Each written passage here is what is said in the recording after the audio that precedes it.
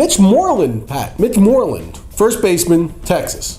/ outfielder in some fantasy leagues. You know, I first noticed Mitch when he was in the World Series. It's the really first time I got to know Mitch.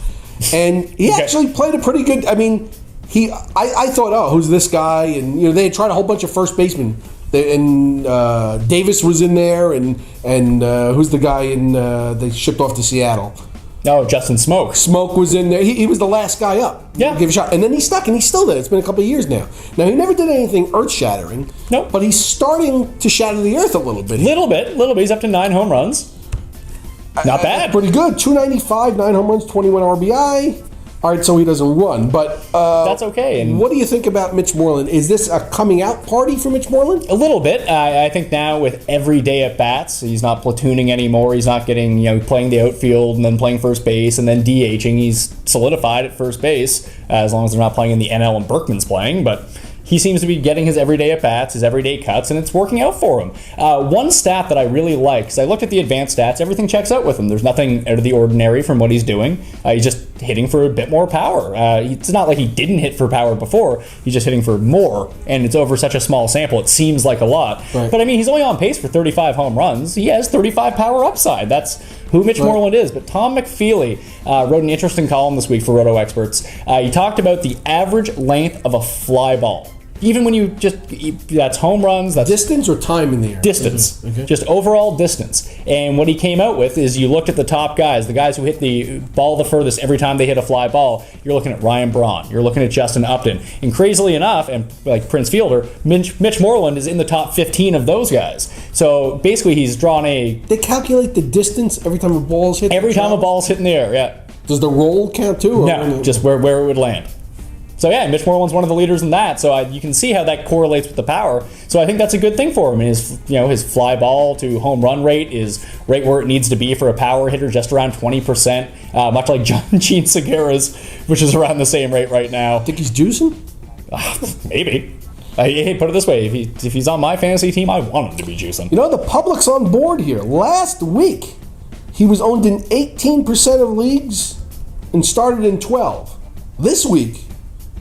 He's owned in 72% of leagues and starts in 60. He was the pickup of the week, and for good reason. He's been on fire. There's no reason he shouldn't be 100% owned.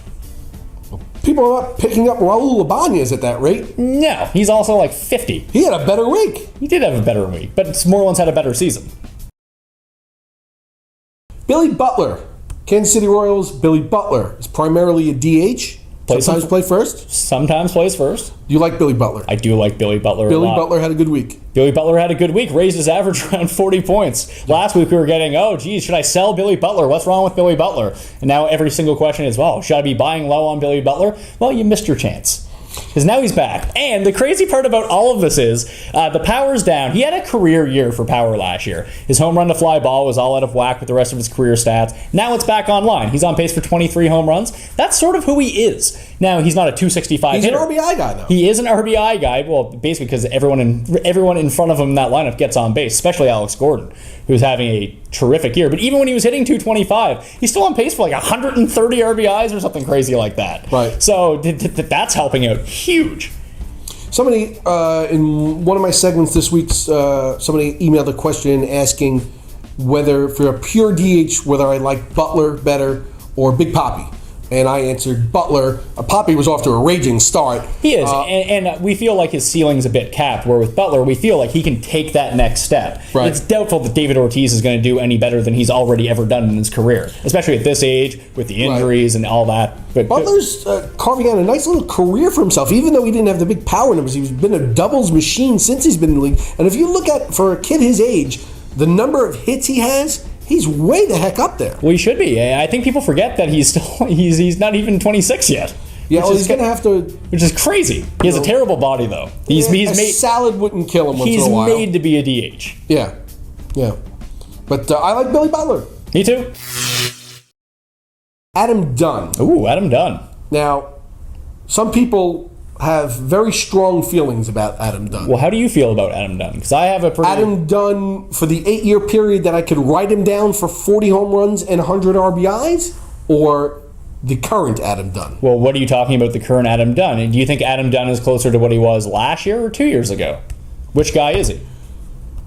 Average the same, smack in between. I think he's still going to be productive from the RBI and home run front. I don't think he's going to hit the 40 number or come anywhere close to that, but I do think he'll hit the 30 number and get somewhere in that. Hey, he's on pace for almost 40 now. He is 30. He's on pace for 37. And he's a guy who right now has been incredibly unlucky. Right now you look at his batting average, 167, I believe it is.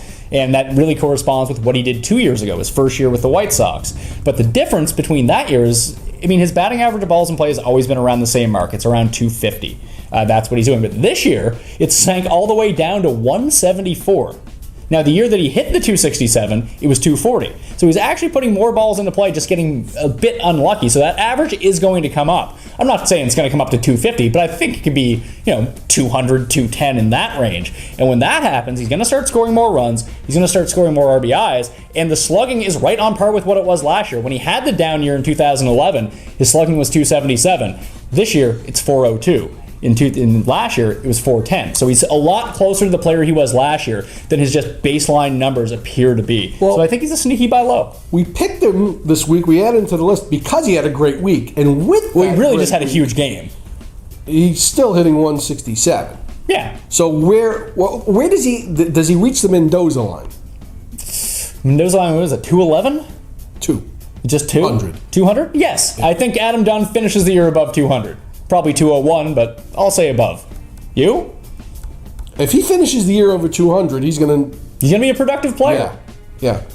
Batting balls in play, when it goes over the wall, that counts as a ball in play, right? No.